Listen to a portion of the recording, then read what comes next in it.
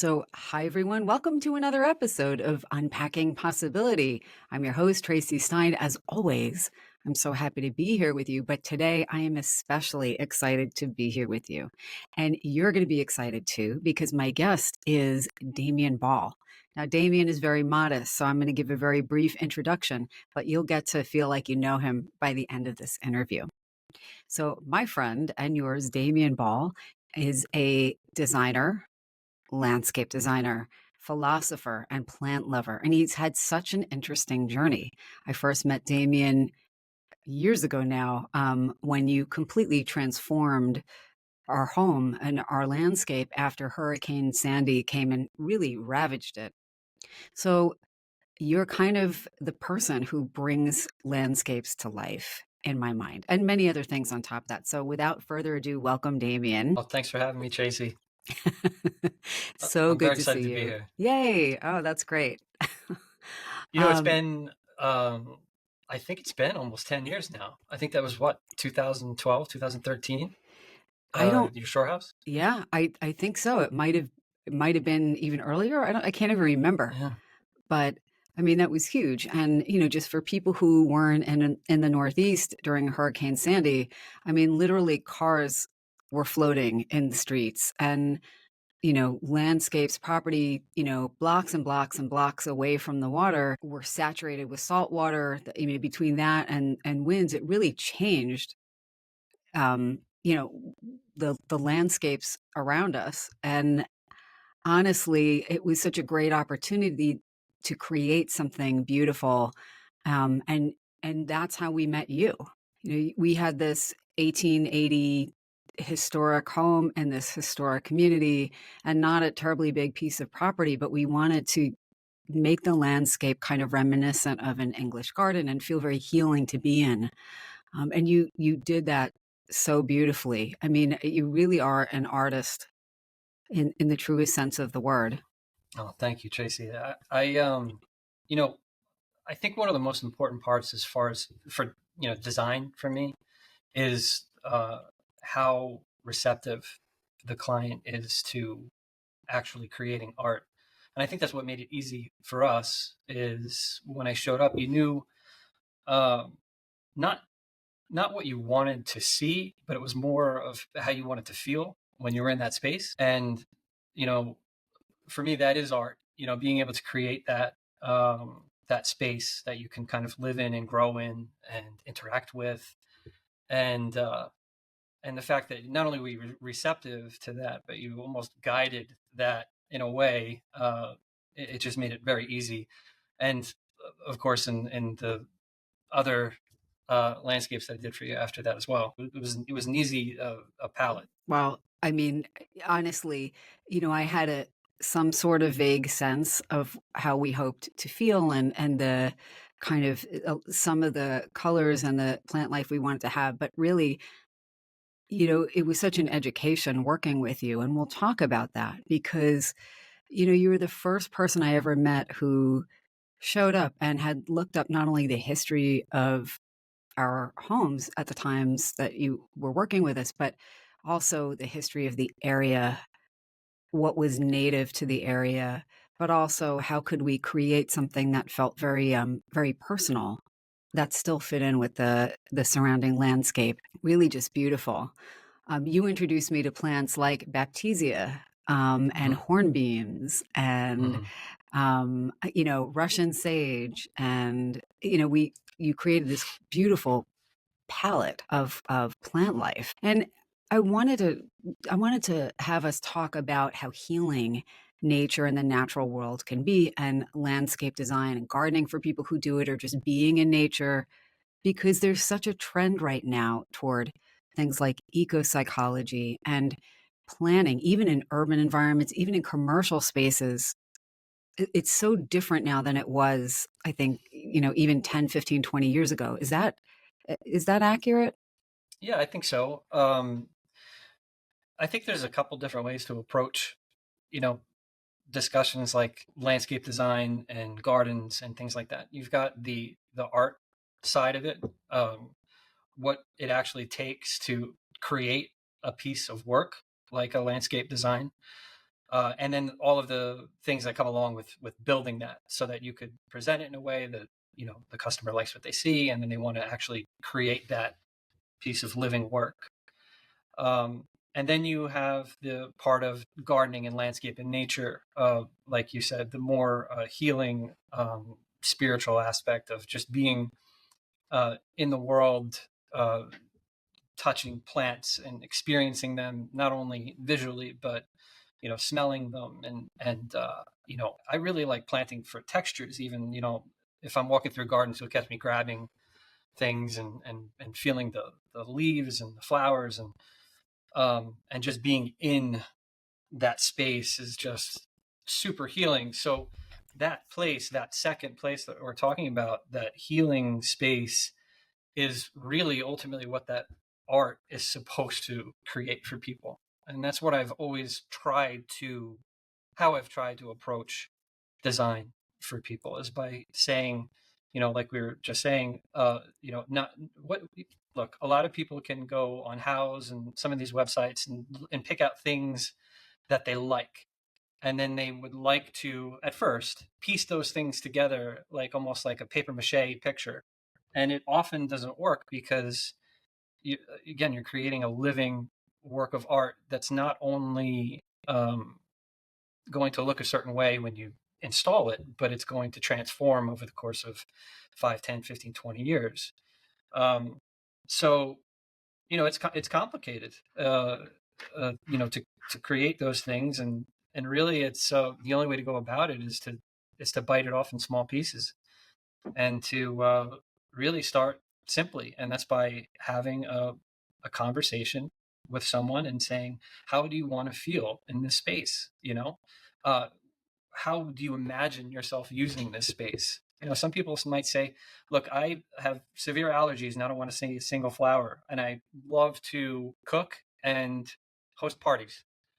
And I immediately have to like switch gears because that's not at all how I would normally design a space, but that's what they might need, to really feel joy in their space. So, um, lucky for me, when I met you guys, you were, we were aligned on a lot of things. So it was like a super enjoyable to not only learn what kind of space you wanted to have and exist in, but also, you know, um, learn about like what you and Jason loved, and what kind of things you wanted to, you know, experience over time in your landscapes. Yeah, when it comes to the more spiritual aspect, the mental health part of gardening, there is a lot of research on it, and I think a lot of people are sort of heading in that direction. I mean, currently, for my day job, I build a lot of large scale things in the five boroughs in New York, and I've noticed a lot of the landscape architects are doing a lot more of native planting and a lot more of large grove planting, which just moves and uh, again, I think now they're planning for the experience, not for just the visual. That looks great, and moving on. They want a space that's going to draw people in, where you can sit, have an emotive response to this work of art, and stay or leave or whatever. But recently I have found myself, rather than pushing the idea of designing and installing a design that I create, I almost encourage people to allow me to design and receive delivery of the materials. And if they can manage it, do a lot of it themselves, because it's a great experience. Not only, to me, it's like the kind of similar to the feeling you get when you get like a small pet, or even like a fish, something really simple to take care of, and just the act of caring for it and interacting with it, you start to discover things about this simple little being that you never would have imagined would have created, this endorphin release, as you're, and it's something so simple, but, something as simple as planting, I don't know, a sunflower seed, and watching the way it changes and reacts Yes. to the world around it just makes you more mindful, not only your own place in the world, but of how other things experience the world that you're experiencing, and then how you're experiencing that thing. And, I don't want to get too crazy, but I really think that a lot of these Do it. plants are conscious. Like, I think they're, They are. they have a form of experience that's beyond what we would, your normal eighth grade classification system of, response to stimuli and that sort of thing. But, well, it's alive. Yeah, but it's conscious, I've been with plants enough to know that these things are not only reacting to the world, but they are reacting to you specifically. Um, you know, which sounds a little wild, but there is a lot of. I don't want to sound like I'm really, just so you know, I'm really bad with references. That's So okay. I can give you a list later of all these things that I'm touching on, but there actually is data out there showing that these things are, in a way conscious and are reacting to you. Not the exact same way. It's not the same consciousness, but it is Who a knows? sort of consciousness. Yeah. So people who are listening on like a streaming app versus watching on YouTube are not aware that I've been nodding quite a bit, and Mm. but it's totally true. And you and I are going to be we're both, by the way, neither one of us is high, but it's going to maybe sound a little bit like that. We're going to go down some like really wild kind of roads. Yeah. Um, but um, yeah, like I was thinking when you were just talking about the consciousness of plants, because that was going to be for later in the Mm. discussion, but why not hit it now? Um, did you ever read that book, The Secret Life of Plants? If you Hmm. haven't, I have it somewhere. You would Yes. be the Yeah, only I've other read person I would know it. that actually would have Yeah. read it. Yeah. Yeah. And I have another one. Again, I'm terrible with references, but I just read it probably about a month ago. It's that same concept, but it's a little bit farther along, where there's a gentleman who wrote the book, who is currently conducting research in Spain, has a lab where his prime focus is proving plant consciousness, right? And one of the demonstrations that he's famous for doing is um, he gets an anesthesia and puts what's the plant? I can't remember the plant, but it's a plant that reacts to stimuli like immediately. Okay. So, for example, if you touch the leaf, it will close. And Okay. it's not a Venus flytrap, but it's similar. It reacts similar as fast. Okay. And in front of an audience, he will put a small cotton ball in a jar with the plant that has an anesthetic, and within minutes he pulls the lid back off, touches the plant, and there's no reaction. So Wow. it's actually slowed down its response, and it's anesthetized as if it were a conscious being. Right. Uh, so that's not direct evidence, but it's a sign of something deeper than, I think, your normal plants are just simply can be considered a part of life, as opposed to an actual, like, I don't want to use the word sentient, but it's conscious. Yeah, well, and here's the thing. I haven't read The Secret Life of Plants in a very long time. It's a very old book. I can't remember if it was written in the 60s, 70s, 80s, but I'll have to go look it up after we finish. But one of the things I was struck by when I read this book like 30 years ago is that, you know, the experimenters who were doing this work didn't set out thinking, oh, plants have a consciousness. But they Mm-hmm. noticed that if you put electrodes to a plant, it would react differently if, when the dog or a cat came into the room, I can't remember which, or when somebody was about to burn a leaf or even harm the leaf of another plant nearby. And in fact, these plants reacted when people walked into the room with the intention to do these things, which to me, goes down a road I've gone down on this podcast and even more on my other one.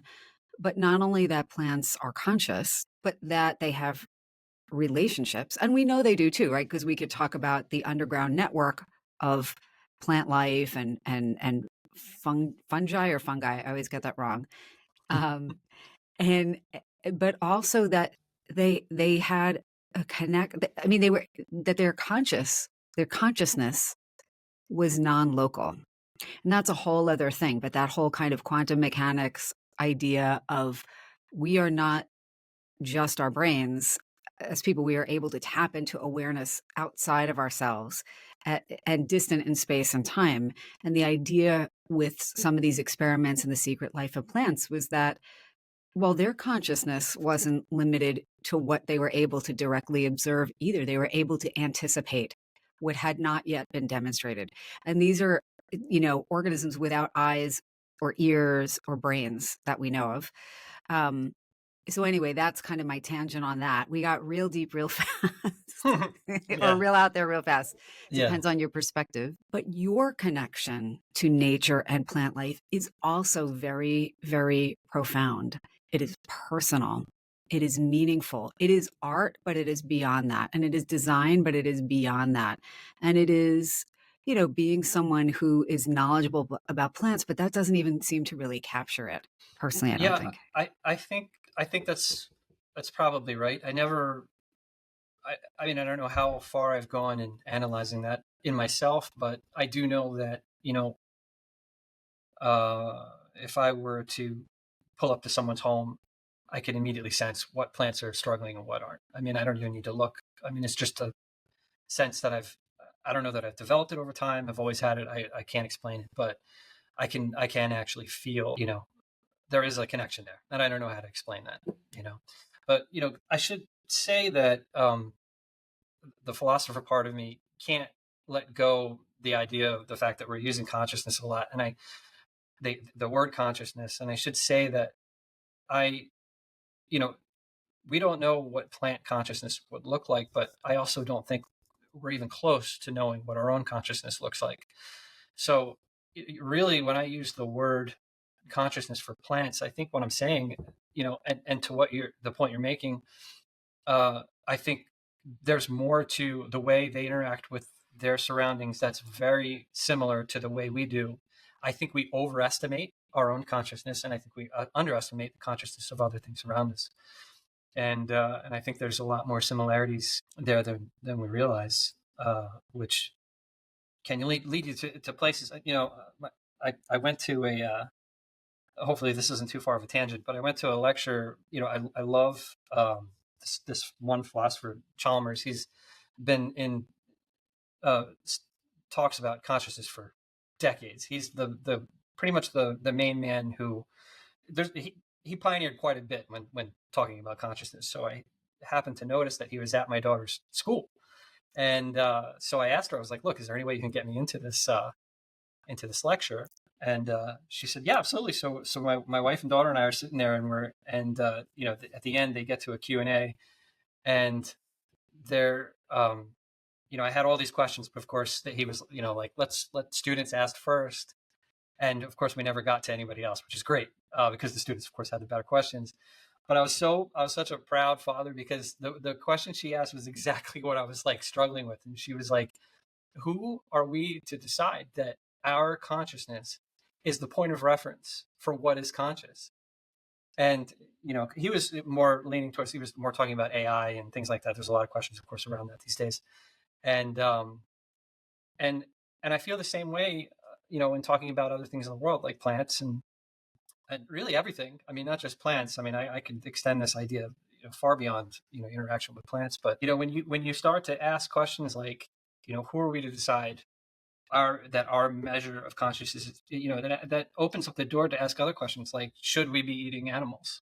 Should we be planting monocultures and destroying the environment that way? It really it opens up a lot of things that you wouldn't normally be thinking about, or even provide any kind of justification to believing this. But I think it helps kind of fuel the fire for really important questions for our future. Beautifully said. And just for everybody listening, could you define monoculture? Because I know that a lot of people probably aren't familiar with the term. Yeah, I um, really, it's just planting one thing. I mean, our nature is diverse, and it needs every part of itself. And uh, that's why there's lately, and I'm so happy for it, there's a big push to get rid of lawns and plant Yes. wildflowers, and that's because lawns do everything bad for the environment. I mean, they collect chemicals. They Most people they have don't know that. So yeah, definitely talk about that. yeah, yeah. I mean, well, in order to have a green lawn of tall fescue that's cut and prim and pristine and green, you have to fertilize it, because it is a monoculture essentially, and it's going to wipe out the soil of nutrition. The main nutrition is nitrogen, phosphorus, and potash. Nitrogen is essentially what makes everything green. Phosphorus is what everything is blooming and rooting, and potash is for hardiness of the plant, right? So it's nice and strong. And the roots are just so deep, and it's cut just so high, and water just runs off, and water wants to be absorbed into the soil, and it wants to be absorbed into the plant life, and it's a system. It's an ecosystem, but it needs to have all these processes. When you eliminate 9/10 of nature to one particular thing, you're just simply going to run into problems. I mean, it's very simple. So you know, I don't know why lawns are so popular. I mean, I have it, and I'm, for some reason committed to going out there every week and cutting it. And I know why I shouldn't, but maybe it's because of the price. I mean, look, seeds right now for growing wildflower gardenings are not cheap. I think some of the best lawns are the ones that have that you see in some of these large like estate gardens where they have like a meadow, wildflowers growing, supporting wildlife, not just the bees but everything. There's a lot of birds that thrive in certain heights of flora, and yeah, all that to say, planting millions of acres of corn in the middle of the country, I don't know that that's really sustainable. It's the same idea. You plant one thing, you can't have interaction, and the fertilizers, the nitrogen, the potash, all that stuff is depleted, and the only way to maintain that monoculture is by adding chemicals to it. I mean, it's the way things are, and it's not great. And I think most people don't realize that when you have a monoculture like a lawn or something else, you're using for one normal lawn, like what, thousands and thousands of gallons of water just to sustain something that is completely ornamental and that really does not support the natural world around it. And I'm not an expert. I'm not going to say it nearly as well as you will. But, like in our community, we've started adopting no mow May, which means during the month of May, people are asked not to mow or at least reduce their mowing. But the Oh wow, idea, yeah, I mean, that's cool. and we didn't originate it. It's been going on in different places around the country, but and it's not without controversy because some people want to look at a golf course lawn on in front of your property. And I understand that people are really conditioned to do that, but not mowing for 1 month allows all kinds of species of bees, not just honeybees, but and other insects to have food. I mean, you do see wildflowers pop up. It's really quite beautiful. Um, but we need those insects, you know, to live. We don't want to have places where the natural world cannot coexist with us. Percent. One of the and please stop me if this is going off on too much of a complete tangent, but uh, one of the things that I've been studying as closely as I possibly can as of late, because I think it applies to just about everything, is this idea of complexity. Back in the 70s and 80s, there was a group. It was called the Santa Fe Group, and it was a group of scientists and philosophers, economists, and they, long story short, which is kind of a crazy thing to do because it really is an amazing story. They came to the conclusion that our conception of the way things are through causal relationships is faulty. Because what it does is it creates this weird hierarchical top-down control appearance of things. And that's not really the way things are in nature. Uh, and it's kind of a negative result because when we treat things with this top-down hierarchy, we treat the things that we're treating poorly because it's really a simple way of understanding things, and it's not how things are in the world. So let me try to give an example to make it more clear. Our body is a great example, right? We just have this assumption that there's one piece in our head, and we make this assumption that our head is the controller because it's where most of our senses are, and we think that this blob of matter is controlling everything within us. If you think simply, obviously our heart and our breathing doesn't have that constant thought process of controlling, but you also have things in your body that are basically controlling themselves. They have nothing to do with you at all. One example would be like gut bacteria. I mean, these are Yes. very important parts of your health. Of course, you take it for granted because you don't, I certainly never knew about it up until the last maybe 5, 10 years of my life. But um, without these organisms doing their part, you are, you know, going to live more unhealthy, and it has nothing to do with your control. So there is no causal relationship there. This is a complex system. Now, um, plant material is another perfect example for me. Nitrogen, I mentioned it before, might cause a plant to be more green. Phosphorus might cause a plant to have more color and more flowers. And yes, that's how I would treat it if I wanted to get some kind of forced results. Those results are always pretty temporary. The most important thing about a plant in its place is if it's in the right place. Well, what's the right place? Well, the right place is a place that that plant will grow naturally because of all of the different things that interact. You need the appropriate amount of water, the appropriate amount of temperature swings, the appropriate amount of not only the elements that are in the soil, but the right amount of pH. You see people abusing lime and things like that on lawns to adjust the pH. pH isn't a chemical to affect the plant itself. What it does is it allows the plant to absorb the nutrition that you're putting in the ground. So these are all factors that globally are creating a more happy, healthy plant. And that's why when people say like, my plant is dying and it looks like there's not enough water. Well, it looks there could be 10,000 different reasons why it looks that way, and it's usually multiple things. The main thing is just not in the right place, doing the right thing. As soon as it gets one problem, like spider mites or what have you, it's susceptible to just about anything and everything else, just like we are. If we get sick in one way and we get weaker and our immune system is down, we're susceptible to other things. So um, to try and close out where I'm headed with this whole complexity idea, uh, the most important factor about complexity, I think, is that the prevailing idea before complexity was chaos theory, and that's that if and I'm sure you've heard the whole thing about if the butterfly that flaps its wings can cause a hurricane on the other side of the world. That's fine. Yes, but the problem is you can look at the exploded view, the chaos that results, and you could break it apart all the way to its finest point. But again, that's not really how nature works. It's unusual that you can have different things interact in their smallest parts. You can have complex systems interact and create more complex systems. But here's the unusual part. These systems create something called emergence, which is new things that have never existed before.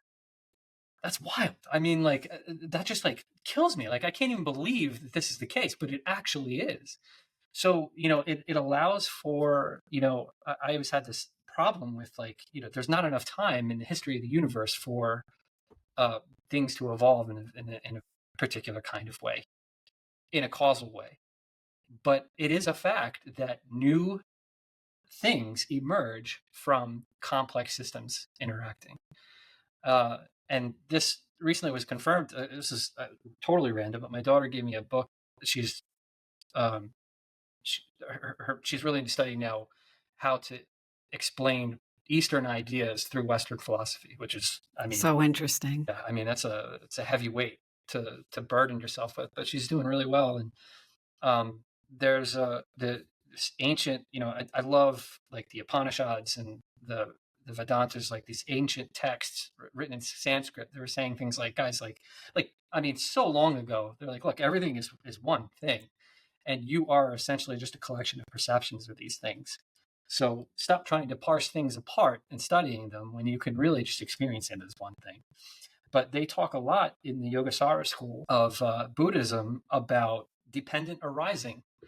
And when I started to read deeper and deeper into that, I was like, oh my gosh, this is emergence. I mean, it's exactly the same thing.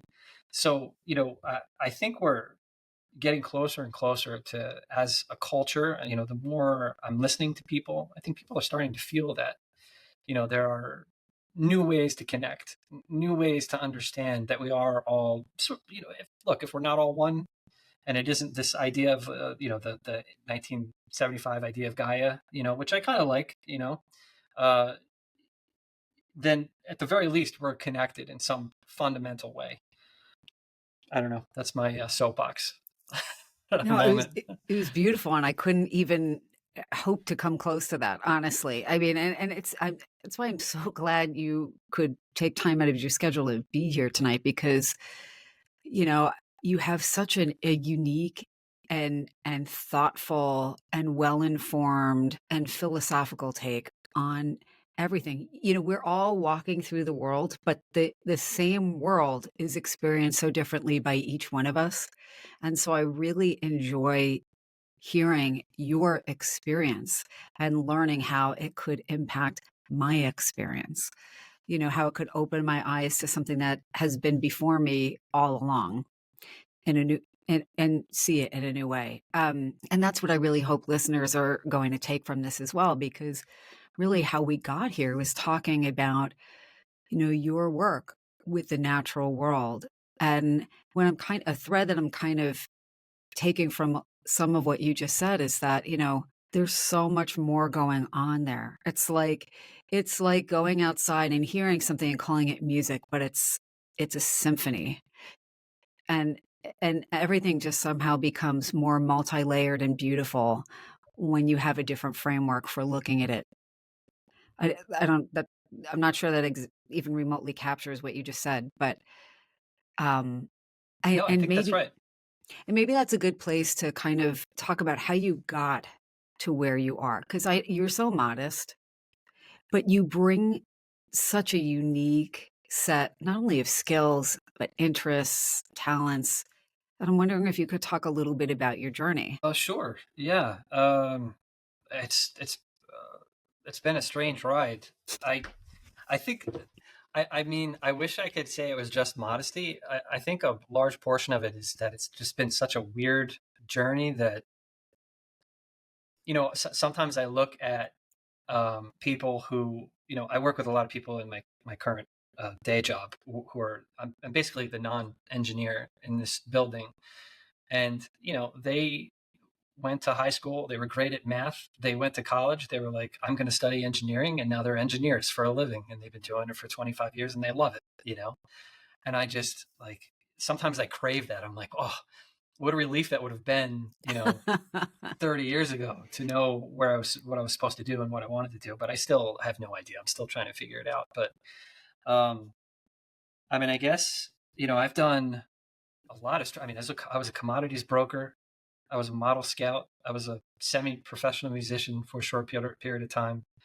I was the Trojan rep at spring break in 1999. Uh, I was a plumber for 2 years. For Um, some reason, I didn't remember that.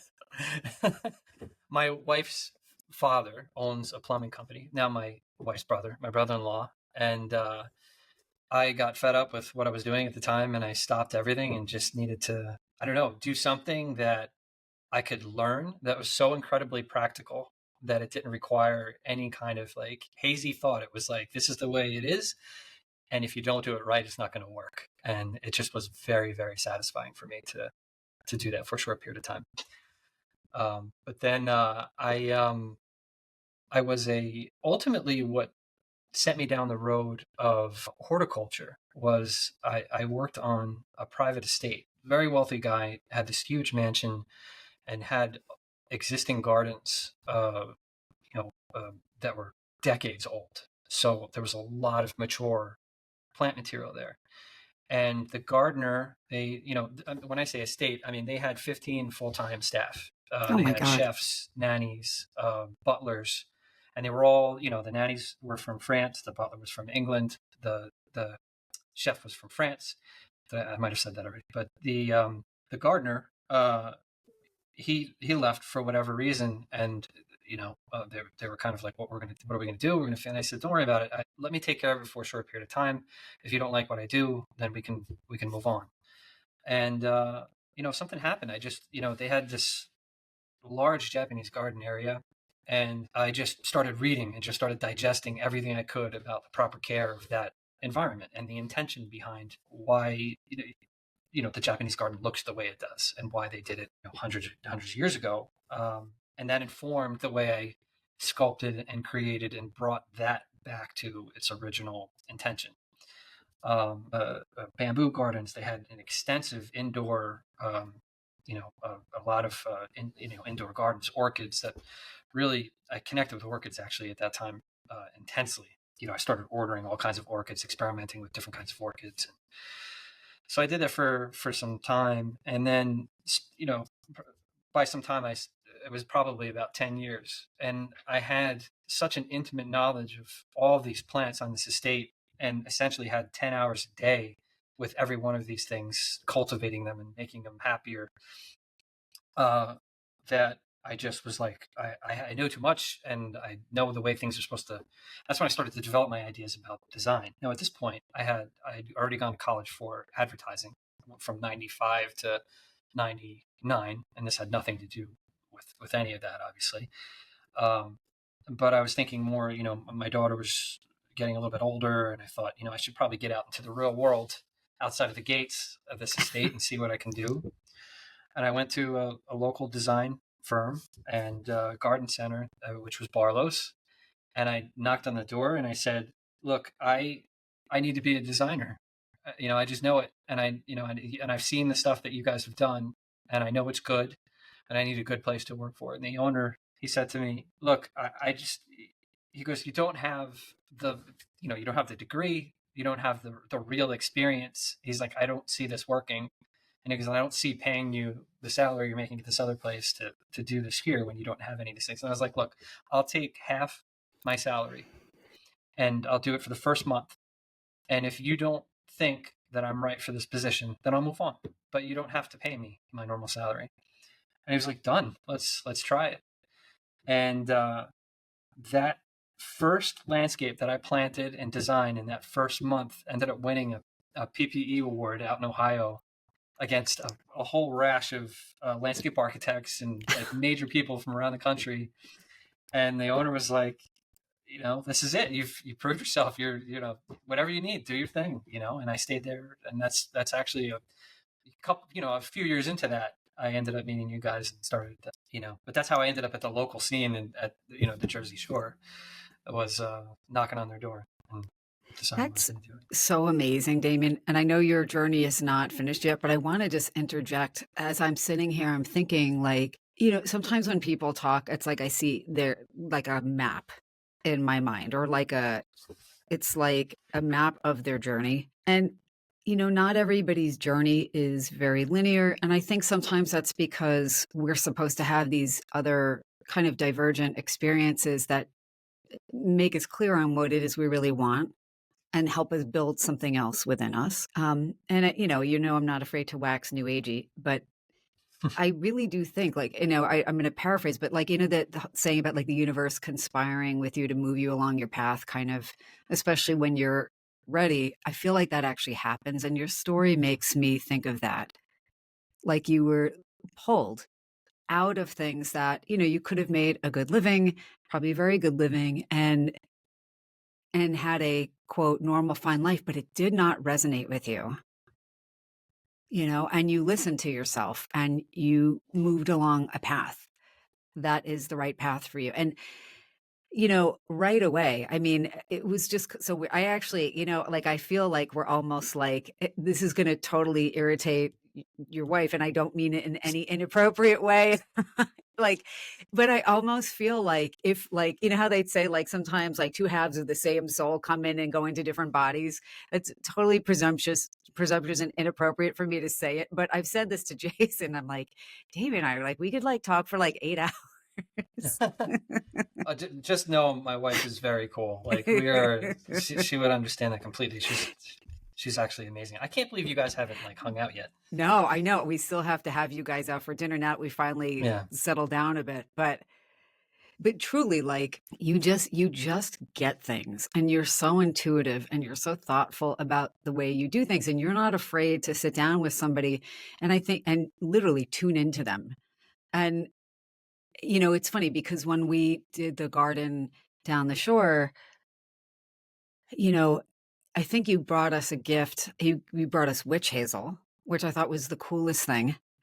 You planted things like wormwood and things that to me, and rosemary and things that had not only historic but mystical significance, and that was so spot on. And a lot of times I go down and I see people's gardens who are nice, but they lack soul, and you can feel it. You Mm, garden with soul. It's inspired. And you thank you you. you intuitively tap into things people wouldn't even know to articulate, and when you create something for them. And it is more than just, "Oh, what a nice landscape," but they are transformative.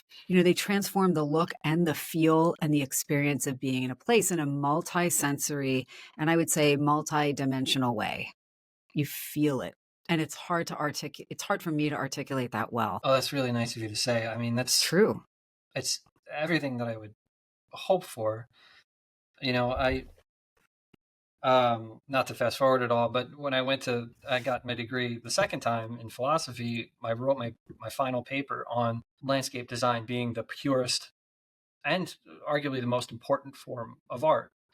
And the main reason being, and this is to the point that you're making about this spirit, this whatever this thing is, like I don't know how to define it.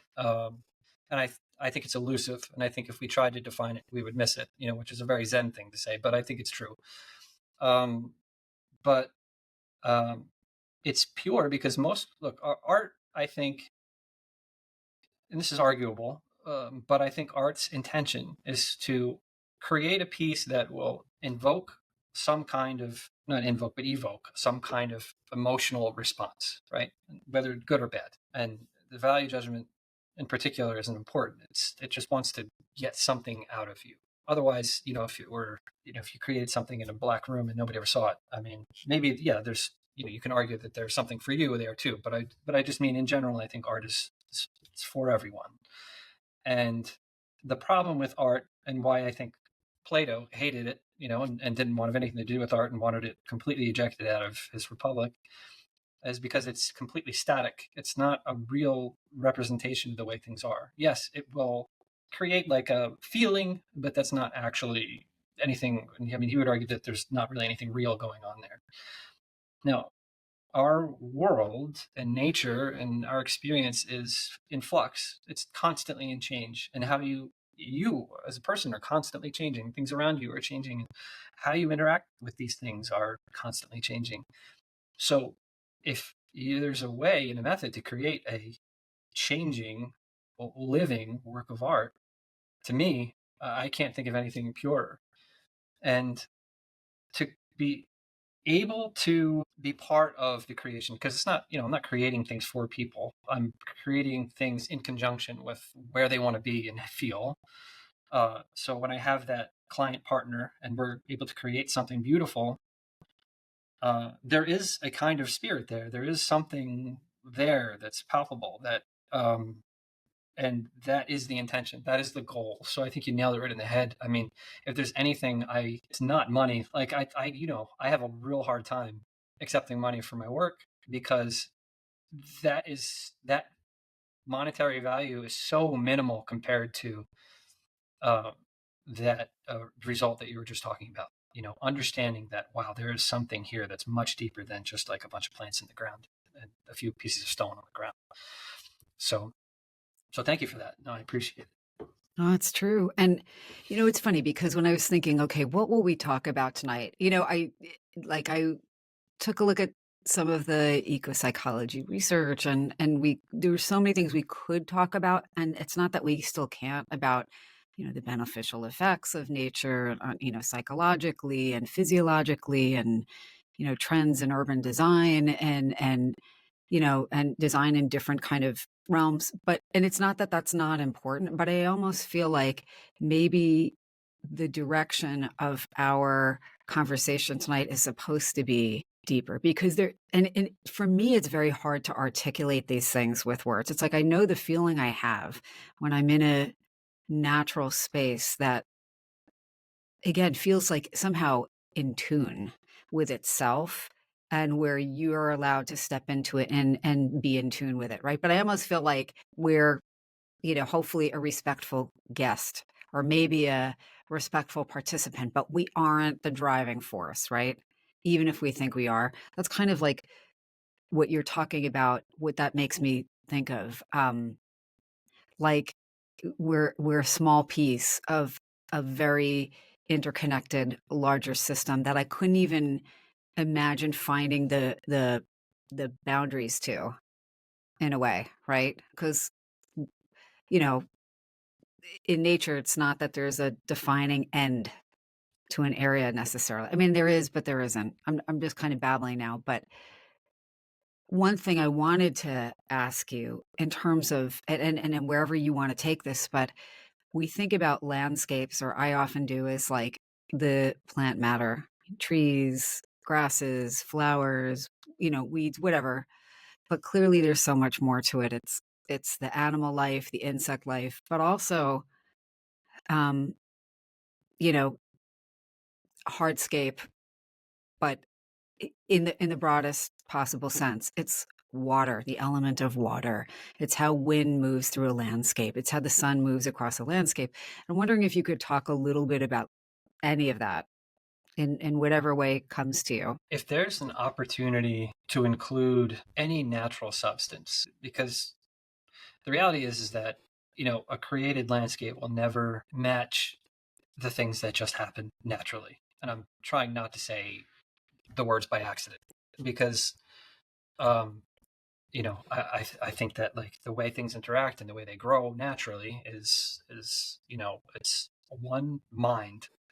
And when you can go into my family really loves to hike, and they just have that same I see that same thing in them, where they're like, when you're not like, for me at least, when I'm not focused on the fact that I'm exhausted, and you can take a second to just be in that environment and experience it for what it is, that connection is it's there's nothing like it. And to try and recreate that in the landscape, like I said, it might be the purest form of art, but it's nothing like the real thing.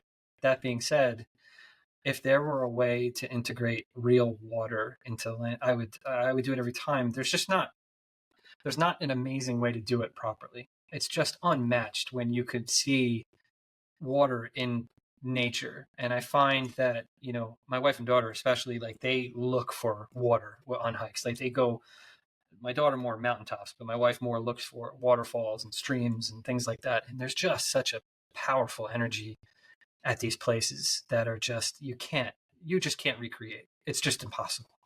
So, I do like the ideas of maybe, ponds and things like that, but I don't tend to use them too much, because it just, I don't know, it just doesn't do the trick. There's no real way to pull it off in a way that doesn't look contrived. Like, you really, really tried to make it that way. So maybe, maybe that's just something I need to work on. I don't know. I mean, it just might be a deficit in the way I designed, but I haven't found a tasteful way to do that yet. And, listen, I think everybody brings their own particular soul to what they do. So I don't think it's a deficit. Don't say it's, you have to be true to what you're noticing and what resonates with you. And listen, I get that, clients, I'm sure, ask for a whole variety of things. And I know we did too. Um, you know, we had a house that was really close to the street and we needed another walkway. You brought soul even to that, you know, where you made a tiny yard have a variety of moments, and it was just very evocative, and yet went together so beautifully, even though by definition it was contrived, right? Because it, Right. it would not have just arisen there. Well, there in, I guess it was around 2005, 2006, I picked up this book just in Barnes and Noble, and it was a husband and wife team, landscape architects, and it was I forget the name, something corny like landscaping to the sky or something. I don't know. And it they talked about they broke apart the way they designed a um, residential landscape into important pieces. And I think they're important things to think about while you're designing, because they're there is a functional aspect to every landscape. Like you certainly couldn't plant a wildflower garden when you need to pull your car into a driveway. It has to, there has to be some kind of Right. function there. But one of the things that they spoke about, which I thought was interesting, and they unapologetically said it, is that every piece of land has a spirit to it. And again, they were like, it's not definable. But when I read this, I actually started to do this every time. And they said that you need to sit in a space and really try to, for lack of better words, feel what that land, that property, that piece wants as well. And whatever that might mean in particular, I'm not sure. But I know it has enough of a substance to it that I do it. And somehow it does help contribute to the overall design. And that was, I mean, the reason why I'm bringing that up is because that absolutely happened on that one property that you're talking about. I could just remember standing in front of your front door and just feeling like all of the, for lack of better words, energy of the property was just slammed up against the front of the house. And Yes. a Yes. big intuition, a lot of people would say, well, let's put up a barrier. And I don't think that that idea ever prevents energy from being caught up in a space. I'm doing this. I'm holding it down below the camera, but I'm doing this. But like, it's the same idea with, when people plant a row of emerald green arborvitae smack up against the fence because they don't want to see their neighbors.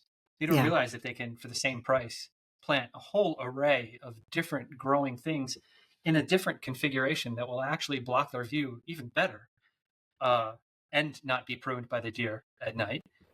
But all that to say, when you open up the space, somehow you are opening up, you're widening that energy, and you feel it, like you really do. I mean, um, I often, if people ask me about that particular thing that you're talking about, I use that your house at that time as an example of that, because the second we pulled the curb line away from the front door and opened up the parking area in the front, it was like, oh, it almost like felt like taking off a turtleneck in hot weather.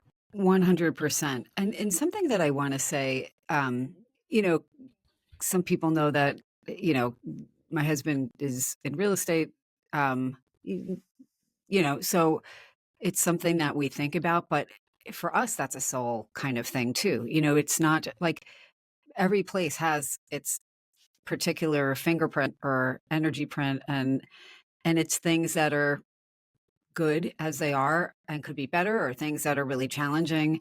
Um, when you create a landscape and it's thoughtful and it's meaningful, and you kind of work with what you're describing, that intuitive kind of approach to working with the energy of the place, I'm going to tell you, it shifts not only your own ability to enjoy it, but your ability to find the next people to enjoy it. Um, and it's crazy what a difference it makes. To me, it's kind of like the external feng shui um, of working with a place, because I we've been in places where many places where we did not do everything that we wanted to do, but the things that we did do created enough of a shift that other people who had passed by them a million times and not noticed them saw something different. I feel like that's when you're working with energy in general, that's the case. And again, there'll be people who listen to this will be like, that sounds a little bit far out there. Although people probably are used to that if they're listening to this podcast. But it's really true. I think the biggest win for me is when other people, if I get a report back that, yeah, I had my family over for Christmas and they went and sat out on this stone bench that you installed and they didn't leave for like an hour and a half. And they're not normally people that introspect.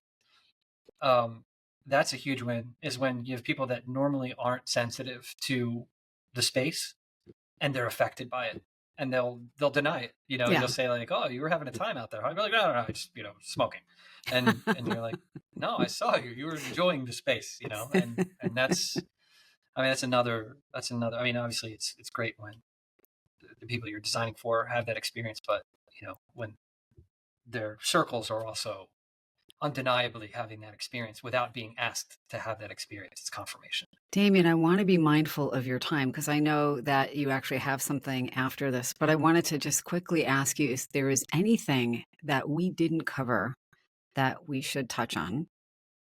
And if it's anything big, we can meet again and do another interview because I would love to have you back. Anything that we should have, or anything you want people to know that we haven't touched No, on? I think, yeah, I mean, I feel like I've said too much.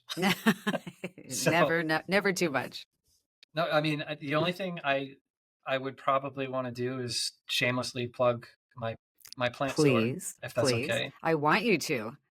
Yeah. So it's cityplantsonline.com, and So right now it's houseplants. cityplantsonline, all one word.com. Yep. And I'll put Yep. it in the show And notes. But great. tell us a little bit about your new endeavor. Yeah, so I'm starting with just indoor tropical plants. I have a greenhouse. I am cultivating these plants in bonsai trees, and then I just ship them out, and I manufacture my own planters. It's urban themed, so all my planters are made out of concrete, lightweight concrete, and from there, like I mentioned, I do through that company offer my design services as well. um, but like I mentioned before, my intention is, I just I'm in the process of signing a deal with direct ship nurseries. Oh, wow. That's So I should amazing. be yeah, I'm very excited about that, and that will be huge, is to be able to, anything you can imagine: fruit trees, evergreens, um, flowering trees like crepe myrtles, cherries, you name it. You can order it through me, and it will show up at your doorstep. So, what that means for folks is, you could reach out to me directly. I could, even through photos and property surveys, create a real. I mean, obviously, it'd be better to be in the space, like we had mentioned, but I can create a simple design and ship all the plant material, and you and your brothers and sisters can go out and plant it and have that experience. Because I really do believe there's nothing like actually getting out there and doing it and putting that plant in the ground and watching it grow. So, and it, 100%. at, again, not to try to shamelessly plug this, but one of the great things I think about this idea is it's considerably cheaper than hiring a landscaper. Now, obviously, you have to invest a little bit of labor, but one of my, like, not to stand too tall on my soapbox, but one of my biggest problems with our culture and society and how we monetize people. And there's, a large abuse of labor, particularly in landscaping. Yeah. And I don't know, I think this is a really good opportunity for customers to people to kind of capture back some of the costs that are being raked away, because the margins between growers and the end user, the client, the customer, is huge, and I can start to close that gap for people. I think even better than, say, like a Home Depot or Lowe's, who are pretty much dominating the industry right now, which is scary because it's not great material all the time. But that's it. That's my thing and my shameless plug, and I really appreciate you allowing me to do that. Oh my God. And please, it's important because honestly, what you can do, I mean, you have an eye and you have a connection to what you do. And it's something most of us really don't have in the same way. And you absolutely can take photographs or a property survey and come up with a beautiful design, great plant recommendations that will work well with each other and work with your climate and so forth. And for people to actually get outside and spend time in nature, you don't even need us to say that the research does support that it's beneficial. It helps people's moods. It helps people physically feel and do better. But it's true. Um, and I love that you can help people make that work easier and more enjoyable. So, Damien, without further ado, I'm going to let you return to your evening because unbelievably you have another meeting after this. But thank you so much for everything. Honestly, it's always so great to see you. I love speaking with you. Yeah, same here. And Thanks so please say much. I hi really to appreciate your it. family. Definitely. I will. And say hello to Jason I will. and Loretta. Aw. Well, Loretta's in the spirit world, but she's definitely Oh, still around. right. That's Sorry. no, Yes. that's okay. She's still here, actually. She is. Good. It was so great to see you. This has been another episode of Unpacking Possibility. If you enjoyed the episode, please remember to like, share, follow, leave me a comment, let me know what you think. And as always, until next time, be well.